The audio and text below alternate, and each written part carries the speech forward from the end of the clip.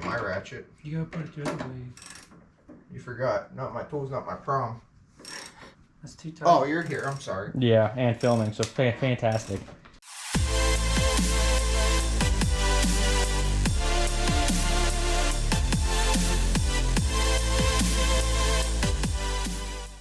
Now it's time to fix this thing. We got a wheel bearing to tackle and an oil leak. So I've got our wheel bearing here ready to go. Ta-da! We're also gonna replace this guy, because mine's actually cracked all the way down here. So a couple days after I started driving this thing, I started noticing some smoke and some burning oil smell. So I ended up parking it because I didn't want to cause any catastrophic issues. I know it's back here somewhere. I can see the top of the manifold wet, and when it drips, it's dripping down the back. We're gonna get all this stuff out of here so I can get a better look at the valve cover, and we'll go from there.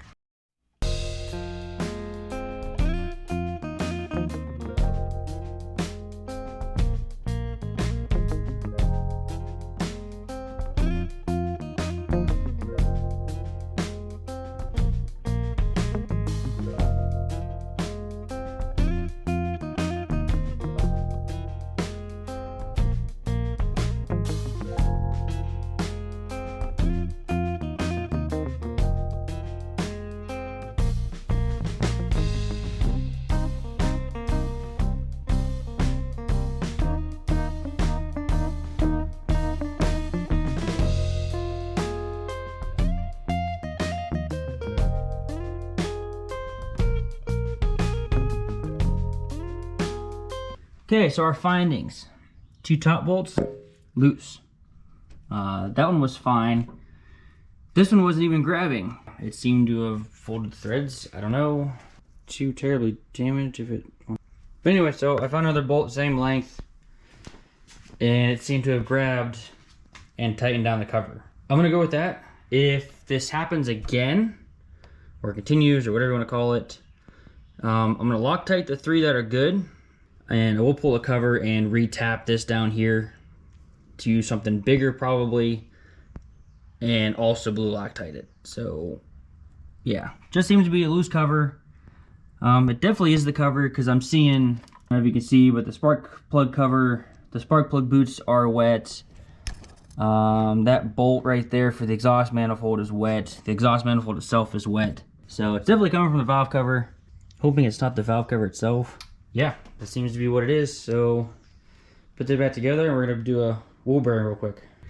All right, back in one piece. I did start it and there's some smoke still, but I'm gonna take a wild guess that all that crap that's down there's gonna have to burn off. Gonna probably just call it fixed for now, see what happens, go from there. I did change the tensioner out and I found that my belt is actually, it's actually separating. So I'm gonna get a new one ordered. Now we're over here. I did manage to hook up and see what our code was just to verify. And the code comes back to the left front. Now you'll notice, I'm gonna go ahead and spin this guy, right? Nothing. Spinning. Nothing. So I'm gonna figure out if like the wire came off or whatever. This one was definitely growling. So I'll get in there to change that one. At least I'm hoping that one's growling. I found broken wires, so I'll fix that up real quick, no big deal. They're broke right along the subframe. Other than that, I'm not really feeling that one's like, you know, bad. Those seem to be fairly good shape. So I'm gonna need a second opinion before I do anything else. Just because I hate to waste time and, you know, waste a new bearing when both of these are pretty much brand new. Not sure, kind of concerned with that, because that could possibly mean that jack shaft bearing is going. So we'll come back with a second opinion. So we may have figured out the problem, and here is hopefully our solution. This is the intermediate shaft that goes between the transmission and the passenger side axle. Yeah, I think that's gonna be our grinding noise. So we're gonna get this side torn out, drop that shaft and change that. And hopefully that'll be the last manual part I'll have to change because we're running out of parts. Yeah, let me tear into this and get this dang thing changed so we can finally drive this car. So I think we're making progress. Oh. Or not. Well, it's a part. So first I guess I found my CV shaft. She got some play in her. I'm gonna start hunting for one of those. It'll get me by for now. Then we come to this. Look how ugly it is. Probably part of my noise I've been having. So, I have a spare chilling. So we'll throw that on there. Now for the inner shaft. We're gonna slide underneath and I'll give you guys kind of an idea what that looks like. All right, so here's what we're working on. This guy right here. Oh, hey, it's got a part number on it. So the bad news is as soon as I pull that, we're gonna lose our fluid. So I got a container cleaned out. I'm gonna clean all around that area, and in theory, you should be able to reuse it because trying to get new stuff is not only difficult but expensive. So to get this guy off, we've got 4 hex bolts up here. Check back in when I have a new axle in.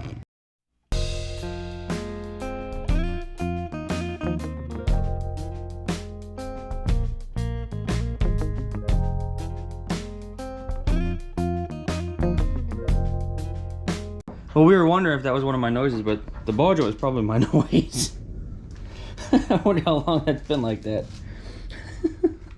Whoops. What's another spool bearing wire? Oh, what are you doing? Put all the pressure on it. Okay. You put it in the wrong spot, didn't you?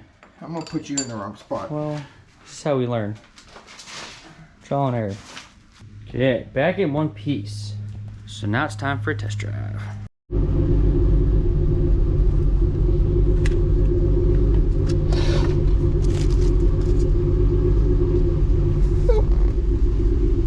I got poop between my legs. I think you got going for him. At least present will get the treatment that he needs. Clunk. Yeah, so my nasty ass man feet pics. Just want to pucker your butthole, don't you? Should not be wearing flip flops. Why does he like a vibration? Oh, it's because it's solid mount. Maybe we can do the whole tape measure thing to get it closed. All right, flop's coming off.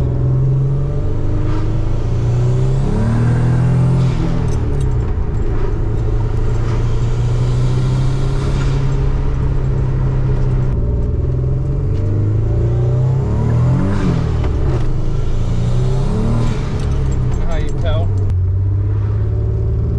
We're blowing a lot of smoke. What'd you fucking do? I don't fucking know. We're blowing a lot of smoke.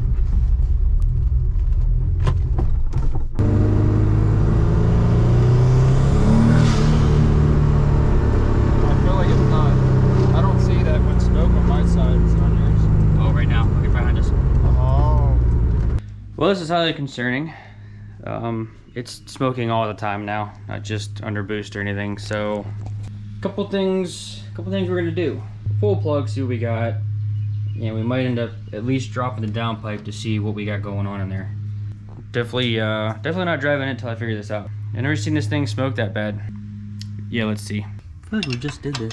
Deja vu. You know, of all problems to have, the freaking manifold doesn't leak anymore. So, like the bottom two, you gotta come like, and like the very, very bottom. It's 5, not 4. Yes, it's a 5-volt flange. Fuck your 5 volt. Oh, I know, trust me, I wish it was a V-band.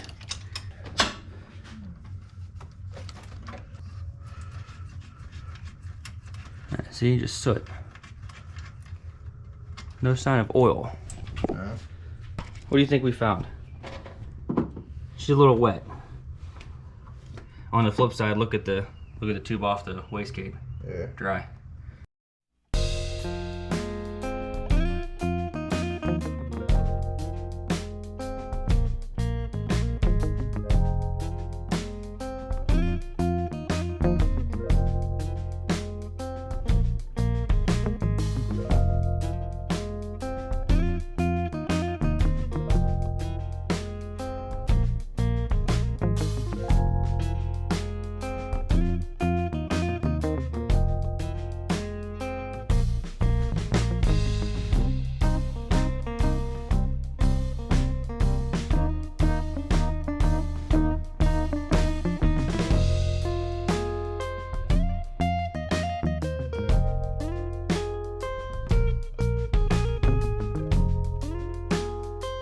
All right, so in conclusion, we're in good shape. Smoking's gone away, still running good. It was in fact the oil ring on the hot side. So that's why you saw the oil back here. The cause, crankcase pressure. So when I put that valve cover on the back, there was nowhere for the pressure to escape. Now I assume this would be efficient enough, but it's not.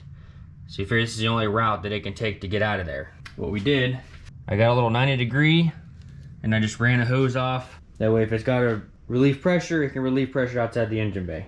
Other things I'd like to add is this car's been driving way different than it ever has. I didn't realize I had as many leaks as I did. I had all this off and just re-sealed everything as best I could. So first day out, without touching anything, I smacked 15 PSI. Definitely backed it off after that, but that just shows you how much leaks I had because I kept turning it up, turning it up, and nothing would happen. Sitting right at 10, maybe a little bit more. We're gonna leave it there now. I have quite a few key events I want to hit this year, so I don't want to miss anything by overstepping. Road ready, time to enjoy it. Now the main focus is going to be the Camaros. Get ready for some fun with this thing, the other sober car, and as always, thanks for watching. We'll see you in the next one.